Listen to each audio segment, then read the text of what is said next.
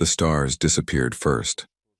Captain Daiho stood on the bridge of the Earth defense ship Horizon, watching as thousands of alien warships materialized in formation around Earth's orbit. Their massive hulls blocked out the constellations he had known since childhood. The communication screen flickered to life and a face appeared, reptilian, cold, with eyes that held nothing but contempt. "Humans of Earth," the alien spoke, its voice translated into every language across the planet simultaneously. "I am Admiral Taeyong of the Galactic Collective. Your time as an independent species has ended." Daiho's hands gripped the edge of his command console. Around him his crew sat frozen, watching the largest fleet anyone had ever seen surround their homeworld. 3,000 warships, each one capable of burning continents to ash. "You have 72 hours, Taeyong continued. "Surrender all military vessels. Dismantle your weapons. Accept vassalage under collective law. Refuse, and your species will be eliminated. We have done this before. We will do it again. The choice is yours, but the outcome is certain." The screen went dark. Silence filled the bridge. Then someone whispered, "What do we do?" Daiho looked at the young officer who had spoken. Jiho was barely 25, fresh from the academy, and now facing the extinction of his species. "We follow our orders," Daiho said quietly. "And we wait." Deep in the underground bunkers of Earth's capital, Ambassador Hyejin sat in an emergency session with the world's leaders. Politicians shouted over each other, voices rising in panic. "We have to surrender. We can't fight 3,000 ships. If we surrender, we become slaves. Is that what you want for your children? Better alive as slaves than dead as heroes." Hyejin had spent 15 years as Earth's ambassador to the Galactic Collective. She had walked their sterile corridors, attended their endless bureaucratic meetings, and watched them casually discuss the fates of worlds as if choosing dinner. She had seen the records they tried to hide, species that had resisted, species that no longer existed. "They won't stop with our weapons," she said, her voice cutting through the chaos. "I've read their integration protocols. First our military, then our government, then our culture. Within 2 generations, humanity will be a footnote, a servant species." "Then what do you suggest?" the Prime Minister demanded. "We can't win." Hyejin pulled up a classified file on the central display. "There's something you need to know. Something we've been hiding from the collective for 30 years. While politicians argued, Dr.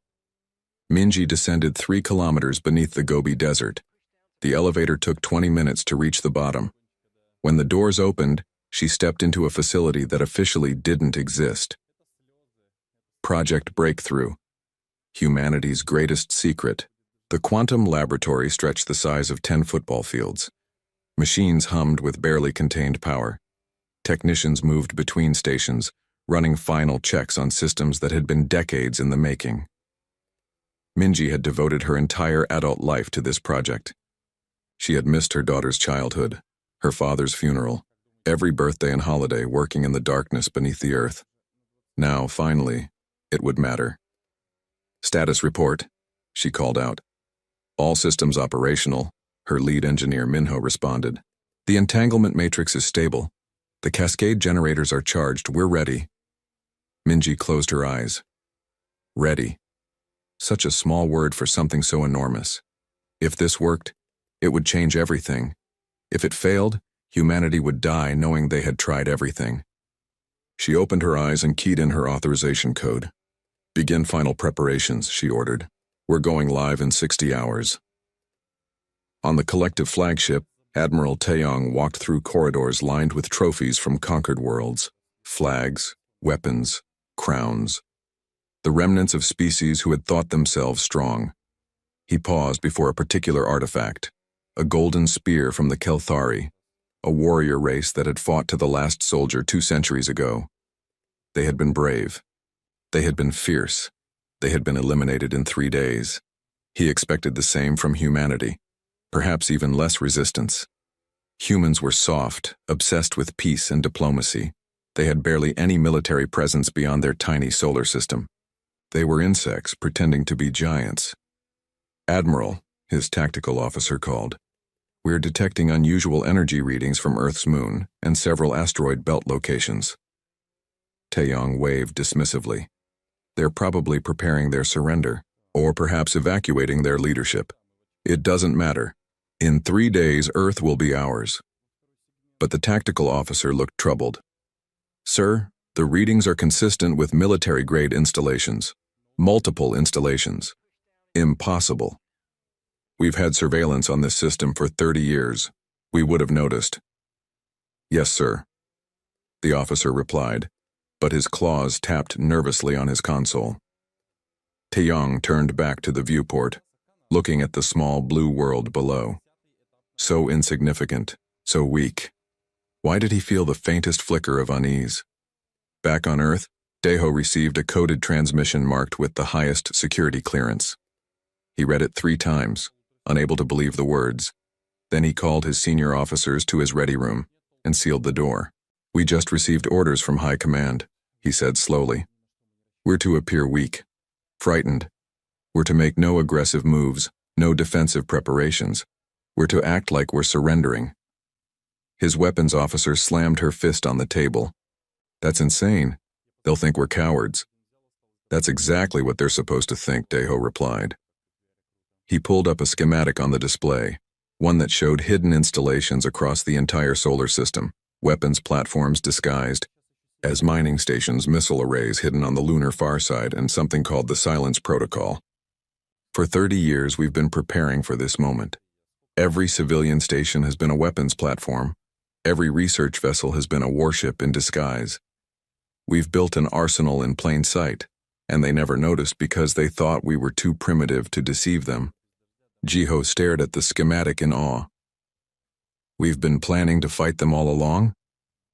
"No," Daeho corrected. "We've been planning to survive them. There's a difference. Fighting is about pride. Survival is about doing whatever it takes to protect your home." He looked at each of his officers in turn. 72 hours, that's all the time we have. 72 hours to convince them we're harmless. 72 hours before we show them what humanity really is. Across Earth, in 1,000 cities, people looked up at the alien fleet overhead. Some prayed, some cried. Some held their loved ones close. But in secret bunkers and hidden bases, in laboratories and command centers, other humans worked with desperate focus. Engineers ran diagnostics. Soldiers checked weapons they had trained with in secret for years. Scientists made final adjustments to technologies the collective had never imagined. The countdown had begun. 72 hours until the deadline. 72 hours until humanity would either cease to exist or change the galaxy forever. On the Horizon's bridge, Daeho watched the alien fleet and thought about his children, safe in an underground shelter. He thought about his wife, who had begged him not to join the military 40 years ago. He thought about humanity's long history of facing impossible odds. "They expect us to plead," he said softly. His executive officer nodded. "Yes, sir." "Then we'll give them something they don't expect." Daeho smiled grimly. "We'll give them defiance." 48 hours remained when the truth began to spread. In living rooms across Earth, families gathered around screens as Ambassador Hyejin addressed the world. Her face was calm, but her eyes burned with quiet fury. "My fellow humans," she began. "For 15 years I have served as our representative to the Galactic Collective. I have seen how they operate. I have read their histories. I know what they do to species who resist." She paused, letting the weight of her words settle. 237 species have been destroyed for refusing to submit. Not conquered, destroyed, every man, woman, and child. Erased from existence as warnings to others. The camera moved closer to her face, but I also learned something else. Something they tried to hide. The collective is afraid. They rule through fear because they cannot rule through strength. Every species they crush makes them more afraid of the next one who might fight back. And now they have come to us expecting us to beg for mercy. She smiled then, cold and sharp. "We will not beg. We will not surrender. And they will learn that humanity is not like the species they destroyed before. We have been preparing for this day since the moment we met them. In 48 hours, they will understand their mistake." In the underground facility beneath the Gobi Desert, Dr. Minji worked without sleep. Her team moved around her like parts of a well-oiled machine, each person knowing exactly what needed to be done. The quantum entanglement matrix hummed with building power, its blue glow illuminating the massive chamber. Minho approached her with a tablet. Final diagnostics are complete. The cascade effect is stable. When we activate it, every ship in the solar system using collective power technology will go dark. Engines, weapons, life support, everything. How long will it last? Minji asked, studying the numbers. 4 to 6 hours before they can reboot their systems. But by then, Minho trailed off. By then it won't matter, Minji finished. She thought about her daughter, 17 years old now, who had grown up barely knowing her mother.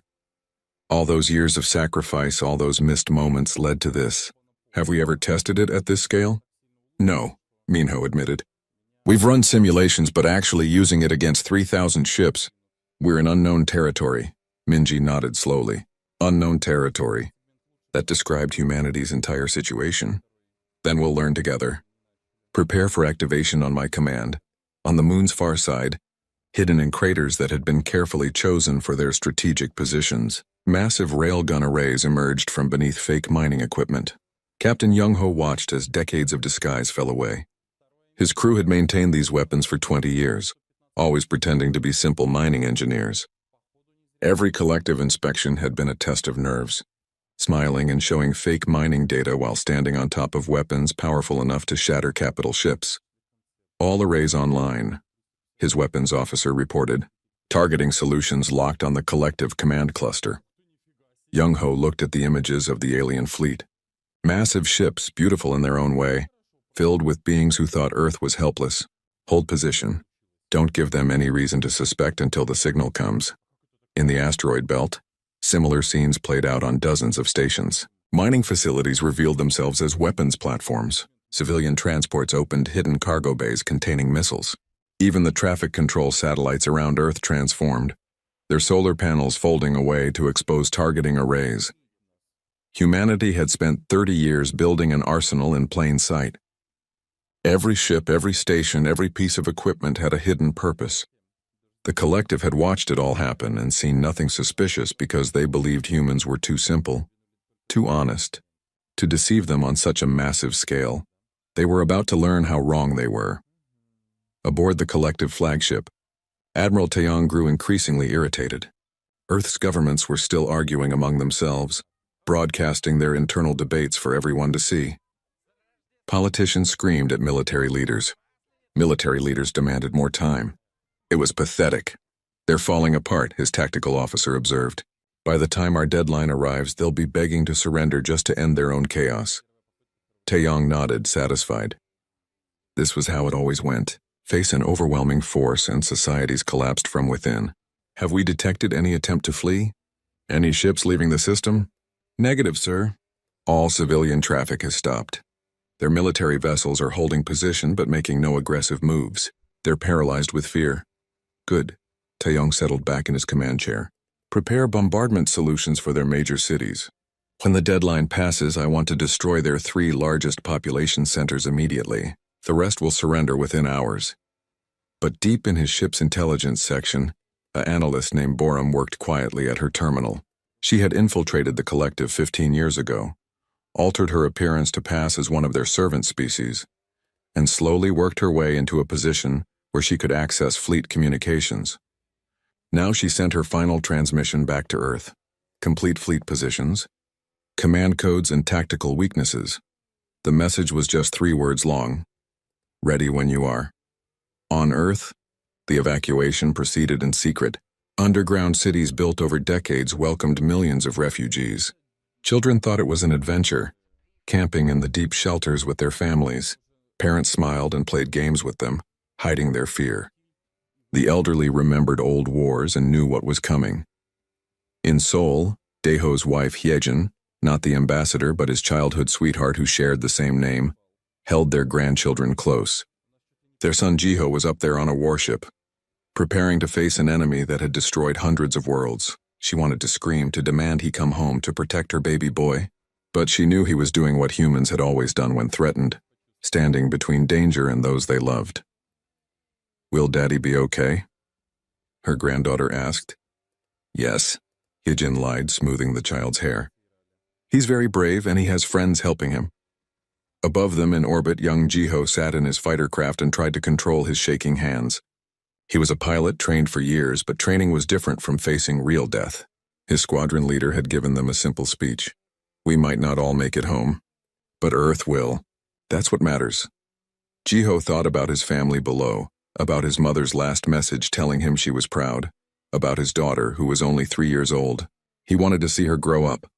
He wanted to grow old. But more than that, he wanted her to grow up free. 24 hours remained. Across the solar system, humanity held its breath. Daeho reviewed his battle plans for the 100th time. Minji ran one final diagnostic. Youngho's crews loaded their railguns. Borum erased her digital trail and prepared for what might be her final act. And on Earth, 7 billion people waited to see if humanity's defiance would be enough to shake the stars themselves. The deadline passed in silence. Admiral Taeyong checked his chronometer and smiled. 72 hours had elapsed. Earth had sent no surrender. They had sent nothing at all. Now came the lesson. All ships, he commanded, his voice carrying across the fleet. Weapons free. Target coordinates Earth Prime 1 through Earth Prime 3. Prepare to fire on my mark. 3,000 warships charge their weapons. Energy built in massive cannon arrays. Targeting computers locked onto New York, Tokyo, and Mumbai, the 3 largest cities on Earth. In moments, 30 million people would become ash. Then the rest would surrender. It was always this way. Fire. Taeyong pressed the command. His flagship's main cannon should have unleashed enough energy to vaporize a mountain. Instead, nothing happened. The lights flickered. His console went dark.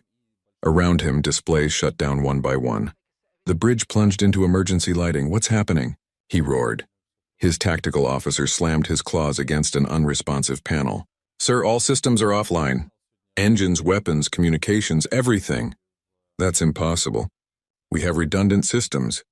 They're all gone, sir. It's like someone just turned off the power to everything.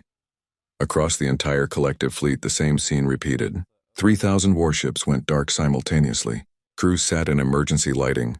Surrounded by dead machines they didn't understand. Backup systems failed to activate. Nothing worked. In the underground facility, Dr. Minji watched her screens light up with success indicators. The quantum entanglement cascade had worked perfectly. Every ship using collective power technology was now completely disabled. Phase 1 complete, she announced. Phase 2 commencing. Minho's hands flew across his controls. Transmitting activation codes now. Across the solar system, humanity's hidden arsenal came alive. On the moon's far side, Captain Youngho gave the order his crew had waited 20 years to hear. All arrays fire at will. The railgun arrays lit up the lunar surface with their discharge. Massive projectiles, each one moving at a significant fraction of light speed, crossed the distance to the collective fleet in seconds. The first volley hit the command cluster. Taeyong's flagship shuddered as a railgun slug tore through its hull. The ship had shields, armor, advanced defensive systems, all of it useless without power. The projectile punched through like paper. Alarms blared in the darkness. Taeyong clutched his command chair as his ship began to break apart. Through his viewport, he watched other flagships suffer the same fate. 10 command vessels destroyed in the first minute. Get power back online, he screamed. We're trying, sir. Nothing's responding. In orbit around Earth, Captain Daeho's fleet emerged from hiding behind the moon. While the collective's ships floated helplessly, Earth's vessels moved with full power. Humanity had designed their technology independently, never relying on collective systems. Now that independence became their greatest advantage. All ships attack pattern Delta, Daeho ordered calmly. Target their weapon systems first. I want them unable to fight back when they get power restored. His fleet moved through the disabled enemy like wolves among sheep. Precise targeting destroyed weapon arrays, engine clusters, anything that could threaten Earth. The Horizon's cannons spoke with deadly accuracy, each shot taking out critical systems on the massive alien ships. In the asteroid belt, the disguised weapons platforms revealed themselves fully, missiles launched by the hundreds, their guidance systems locked onto collective vessels. These weren't ordinary missiles. Minho had designed them specifically to exploit weaknesses in collective ship design. They targeted joints between hull sections, drove deep into engine nacelles, and detonated inside hangar bays. Young Jiho launched from the Horizon with his squadron. His fighter was small, fast, and right now his hands had stopped shaking. Fear had transformed into focus. He saw a collective carrier ahead, its launch bays open and vulnerable. "Blue Squadron, follow me in," he called out. His wingmates followed him into the carrier's hangar. Their cannons tore through stored fighters and ammunition. Secondary explosions rippled through the massive ship. Jiho pulled up hard, his fighter screaming out of the dying carrier seconds before it tore itself apart. "Direct hit," his wingmate shouted. "That's one carrier down." Jiho allowed himself a small smile. They were winning. Against all odds, humanity was actually winning. On the collective flagship's darkened bridge, Admiral Taeyong finally understood. The humans had deceived them. For 30 years, humanity had played weak while building weapons the collective had never imagined. Now his fleet was being systematically destroyed, and there was nothing he could do but watch. A communications officer managed to get one system working, a simple radio. "Admiral, I have an incoming transmission. It's from Earth." "Put it through," Taeyong said quietly.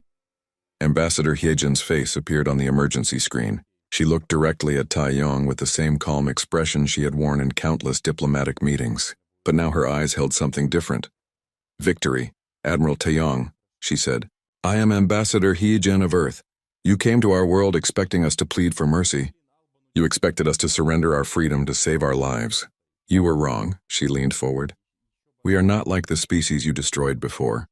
We don't rule through fear. We don't crush others to feel strong, but we also don't kneel to tyrants. You wanted to make us slaves. Instead, you've made us your enemy." "This is a mistake," Taeyong managed to say. "The collective will send more fleets. You cannot win."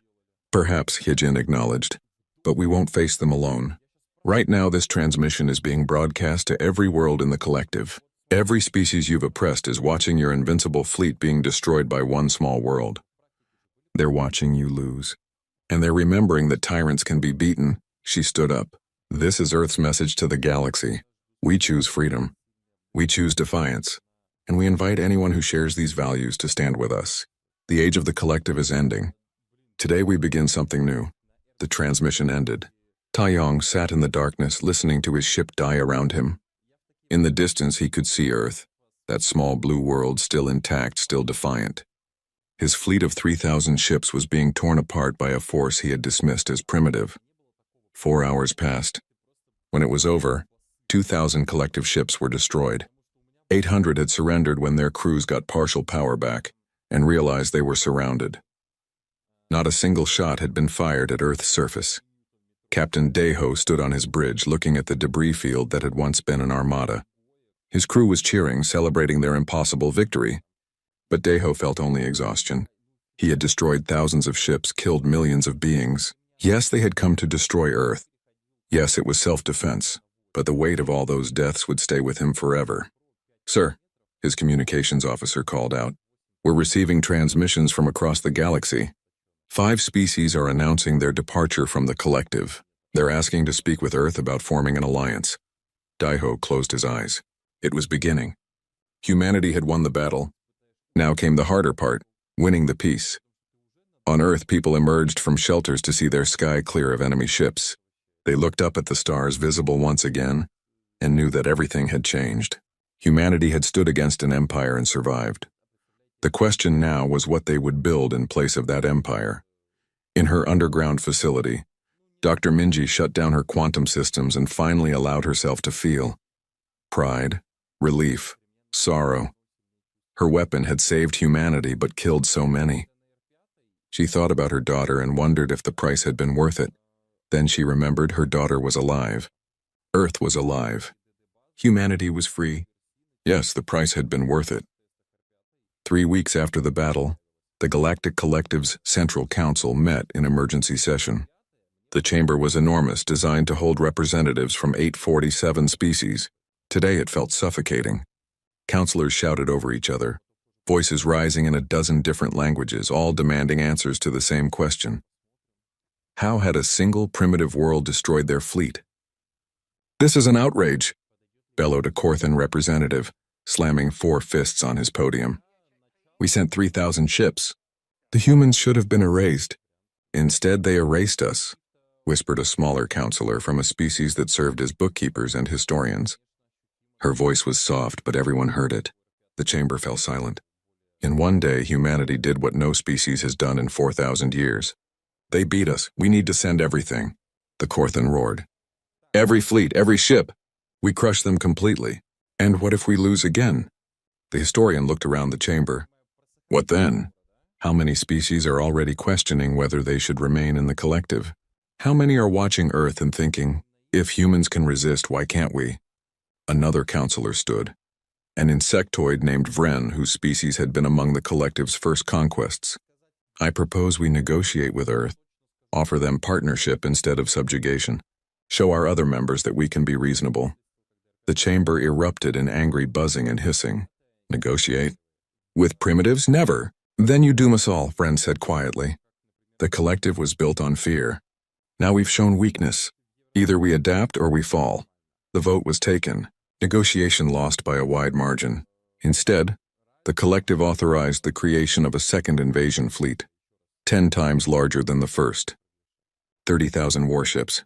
It would take months to assemble, but when it arrived at Earth, there would be no chance of survival for humanity. Vren left the chamber feeling sick. He had seen the footage of humanity's battle. He had watched them fight with courage the collective had tried to breed out of the galaxy. Now his government would try to crush that courage, and he feared it would destroy them all. On Earth, Ambassador Hyejin sat in a secure conference room with Sujin, her chief diplomatic officer. Screens around them showed live feeds from across the galaxy. The collective's propaganda networks were in chaos, trying to explain away their defeat. But the truth was spreading faster than they could contain it. We've received official contact requests from 12 species, Sujin reported. 5 have already declared independence from the collective. 7 more are considering it. They want to know if Earth will protect them. Can we? Hyejin asked honestly. Our quantum weapon worked once because it was a surprise. They'll develop countermeasures. And we barely had enough ships to defend our own system. Sujin pulled up a tactical display. That's why we need allies. Each species that joins us adds their fleets to our defense. And Dr. Minji says she can replicate the quantum technology fast enough to equip allied ships within months. Hyejin studied the display. A coalition was forming, born from humanity's defiance. But coalitions required trust, and trust required honesty. Contact each species that's reached out. Tell them the truth. We can't guarantee their safety, but we can guarantee we'll fight beside them. That's more than the collective ever offered. Sujin nodded and began drafting messages. Hyejin leaned back in her chair, exhausted. They had won one battle, but the war was just beginning. Captain Young-ho stood in the briefing room of Luna Base, looking at faces from 5 different species. His new team, an insectoid explosives expert, a crystalline intelligence officer, 2 Corthan defectors, and 3 humans. They had volunteered for the most dangerous mission imaginable, infiltrating a collective prison world and freeing political prisoners. The prison is on Kareth 5, Young-ho explained, highlighting a planet on the display. It holds 20,000 prisoners, activists, revolutionaries, anyone who spoke against collective rule. Security is heavy, but most of it is automated. The guards don't expect a rescue attempt because no one has ever tried one before. The insectoid, whose name Young-ho had learned to pronounce as click whistle, rubbed her mandibles together. So we just walk in and walk out with 20,000 people? Not quite, Young-ho smiled. We use Dr. Minji's quantum pulse to disable their security. Then we load prisoners onto captured collective transport ships. We'll look like a routine prisoner transfer until we're safely away. One of the Corthan defectors, a former officer named Vek, studied the plans. This could work, but if we're caught, the collective will execute every prisoner to make a point. Then we don't get caught, Young-ho said simply. He looked at each team member. I won't lie to you. This mission is dangerous. Some of us might not come back. But those prisoners have been locked away for decades. They gave up their freedom fighting the collective. Now we give them a chance to see their fight meant something. The team voted unanimously to proceed. They launched 2 days later, heading into collective space on ships that still bore enemy markings. In her laboratory, Dr. Minji worked with a team of scientists from 3 different species. The quantum technology had saved Earth, but it could do more. Much more. They were developing a defensive version, a shield that would make ships nearly invulnerable to conventional weapons. If we can get this working, said one of her assistants, a young woman named Yuna, We change the entire nature of warfare. Defense becomes stronger than offense. Wars become pointless, and that's the idea, Minji confirmed. The collective rules through military might. Take that away, and what do they have? Unha grinned. Nothing, but the work was slow. Each test required enormous amounts of energy and precise calibration. They had months until the second collective fleet arrived. Minji hoped it would be enough time. Meanwhile, Admiral Taeyong sat in an Earth detention facility, comfortable but confined. Daeho visited him regularly, interrogating him about collective tactics, technology, weaknesses. At first, Taeyong had refused to speak. But as days passed and he watched news broadcasts showing the collective's deterioration, something changed. They're going to destroy themselves, he told Daeho during one session. The collective only functions when everyone fears the central authority. Now that fear is broken, species will rebel, the council will crack down. More species will rebel. It's a spiral. Will you help us? Daeho asked directly. Help us end this war before it destroys both sides? Taeyong looked at his former enemy. Why should I betray my government? Because your government left you here to die, Daeho replied. They haven't tried to negotiate for your return. They haven't acknowledged you existed. You were a tool and now you're broken, so they discarded you. He leaned forward. We don't do that. We brought our dead home. We're treating our prisoners with dignity. That's the difference between us. Taeyong was silent for a long time. Finally, he spoke. What do you need to know? Over the following weeks, the galaxy transformed. The Free Coalition, as humanity's alliance became known, grew to 23 member species. Young Ho's team successfully freed the prisoners on Kareth 5, and 20,000 former captives became 20,000 new voices calling for freedom. Dr. Minji's shield technology progressed faster than expected, boosted by insights from scientists of multiple species working together. And the collective's second fleet continued to assemble, growing larger and more threatening each day. But now it faced not just Earth, but a coalition of free worlds. Not just humanity's defiance, but the defiance of dozens of species who had remembered they didn't have to live in fear. Ambassador Hyejin prepared her next broadcast to the galaxy. This time her message wouldn't be about victory. It would be about choice. Every species, every individual had a choice. Submit to tyranny or stand for freedom. Humanity had made its choice. Now the galaxy would make theirs. The reckoning was coming. When that second fleet arrived, it would find something the collective had never faced before. A united front of species who had decided that freedom was worth fighting for. The stars themselves were about to witness something unprecedented in galactic history. The age of empires was ending. The age of coalitions was beginning. The second collective fleet arrived 6 months after the first. 30,000 warships materialized at the edge of Earth's solar system, their formation precise and overwhelming. On the command bridge of the lead vessel, Admiral Corvin reviewed his battle plans with cold satisfaction. He would not repeat Taeyong's mistakes. His fleet had been upgraded with countermeasures against humanity's quantum weapon. This time, the primitives would be crushed. Then his sensors officer spoke.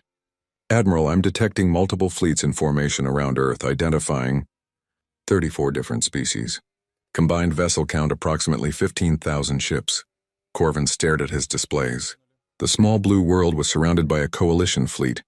Ships of every size and design united under a single banner. The Free Coalition had grown beyond his intelligence reports. But numbers didn't matter. His fleet was still twice their size and his ships were superior. All vessels advance to attack positions, he commanded. Show these rebels what happens when they defy the collective. On the bridge of the horizon, Captain Daeho coordinated with fleet commanders from 24 species. The coalition had trained together for months, learning each other's tactics, combining their strengths. It wasn't perfect, but it was real cooperation, something the collective's forced compliance could never achieve. Admiral Corvin is broadcasting on all channels, his communications officer reported. He's demanding immediate surrender. Ignore it, Daeho replied calmly. Activate defensive shields. Across the coalition fleet, Dr. Minji's quantum shields powered up. Each ship became encased in a field that dispersed energy weapons and deflected projectiles. The technology wasn't perfect. Concentrated fire could still overwhelm it, but it would buy them time. Corvin gave the order to fire. His fleet's weapons lit up space with their discharge. Energy beams crossed the distance to the Coalition fleet, and then something impossible happened. The beams simply dissipated against invisible barriers. The Coalition ship stood untouched. "What is this?" Corvin demanded. His science officer's claws trembled as he read his instruments. "They've developed some kind of defensive field. Our weapons are having no effect." "Impossible. We designed countermeasures against their quantum technology." "This isn't the same technology, sir. This is something new." On Luna Base, Captain Young-Ho watched the battle unfold while coordinating strike teams across the solar system. His mission was simple.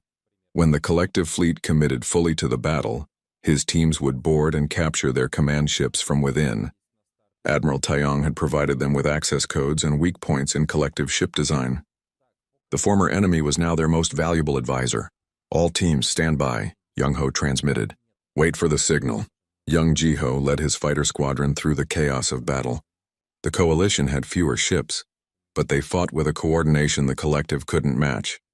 Human fighters worked alongside insectoid bombers. Korthan cruisers covered crystalline science vessels. Every species contributed their strengths, covering each other's weaknesses. "Blue Squadron, target those carriers," Ji-Ho called out. "Keep their fighters from launching." His squadron dove into the enemy formation. The collective's ships were powerful, but their crews had grown used to easy victories. They expected enemies to scatter and flee. Instead, the Coalition pressed the attack, aggressive and coordinated. Ji-Ho's cannons tore through a carrier's launch bay. Secondary explosions rippled through the massive ship. On the collective flagship, Admiral Corvin realized he was in a real fight. His tactical displays showed his fleet slowly being pushed back. Ships were being disabled, boarded, captured. The rebels were fighting like they had nothing to lose because they didn't. This was their final stand. "Sir, we're receiving reports of boarding parties," his security chief reported. "Multiple ships across the fleet. They have our access codes. How is that possible?" Then Corvin understood. "Taeyong. He betrayed us. A transmission came through." Taeyong's face appeared on screen, standing next to a human officer. "Admiral Corvin, this is your chance to make a different choice than I did. Surrender your fleet, and you'll be treated fairly. Continue fighting, and you'll be defeated anyway. The collective's age is over." Corvin cut the transmission. Betrayal burned through him. But as he watched his fleet slowly lose ground, he had to consider reality. His crews were fighting bravely, but the Coalition's technology and coordination were overwhelming. More importantly, he could see that his enemy believed in what they were fighting for. His crews were just following orders. The battle raged for 7 hours. Then something happened that changed everything. Counselor Vren's transmission came through on all channels, from the collective's homeworld. "Attention all ships. This is Counselor Vren of the Central Council. I am broadcasting from the council chambers where 1 hour ago, we voted to dissolve the Galactic Collective. Half the council has been arrested for crimes against member species. The other half has voted to begin immediate peace negotiations with the Free Coalition. All military vessels are ordered to cease hostilities and return home." Silence spread across the battlefield.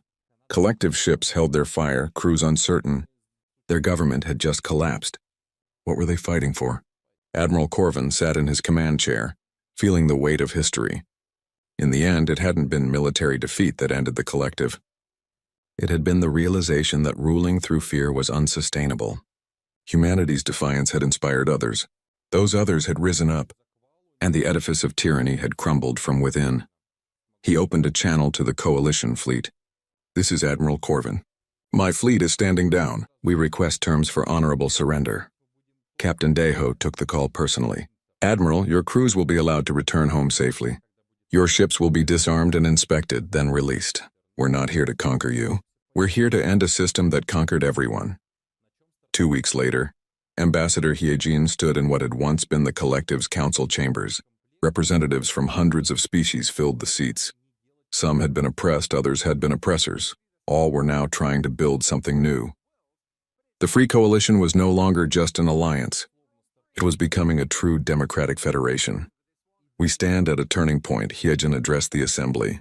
For 4,000 years, the galaxy was ruled by fear. Species were crushed to maintain order. Freedom was sacrificed for the illusion of safety. But humanity refused to accept that trade. We chose to fight for our freedom, and that choice awakened something in all of you. She looked around the chamber. Today, we don't celebrate humanity's victory. We celebrate that every species here chose to stand up. The Korthan who defected from their fleet, the insectoids who sabotaged collective weapons, the crystalline mathematicians who calculated our battle strategies. Every act of courage from every species led to this moment. Sujin, standing beside her, added, "The Free Coalition will be different from what came before. Membership is voluntary. Leadership is elected. No species is superior to another. We protect each other, but we don't control each other. This is what freedom looks like.